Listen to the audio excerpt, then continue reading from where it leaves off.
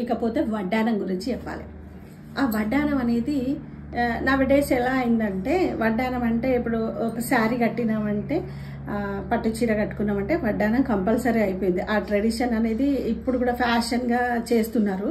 వడ్డానం అనేది ఫ్యాషన్ కాదండి. వడ్డానం అనేది కటీ ప్లేస్ అంటాం, నడుము భాగాన్ని. ఆ కటీ ప్లేస్ని గట్టిగా బిగించి ఉండేదన్నమాట. ఆ ప్లేస్లో మణిపూరక చక్రం అనేది ఉంటుంది అనమాట. యాక్చువల్గా నాభికి దిగువ ప్లేస్లో మణిపూరక చక్రం అనేది ఉంటుంది కదా. షట్చక్రాలలో మూడవది మణిపూరక చక్రం. సో ఆ వడ్డానాన్ని నాభి కింది స్థానంలోనే అప్పుడు చీర కట్టేవాళ్ళు. అది ఇప్పుడు ఎట్లా అంటే అది ఒక ఎక్స్పోజింగ్ పార్ట్ లాగా అయిపోయింది. కాదండి, మణిపూరక చక్రం ఉన్న ప్లేస్లో వడ్డానాన్ని గట్టిగా బిగించి పెట్టుకునేవాళ్ళు. దానివల్ల కటిస్థానం అనేది స్ట్రాంగ్ అవుతుంది ఉమెన్కి.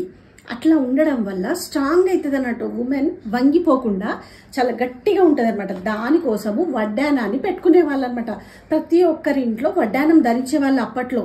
సో అది నాట్ ఫ్యాషన్, అది మన ట్రెడిషన్లో ఒక భాగమే. కానీ అది దానికి ఒక సైంటిఫిక్ రీజన్ ఉంది. ఆ కటీ ప్లేస్లో ఫ్యాట్ ఫామ్ కాకుండా ఆడవాళ్ళకి స్ట్రాంగ్గా నియంత్రణ అనేది జరుగుతుందని చెప్పేసి వడ్డానం పెట్టుకునేవాళ్ళు.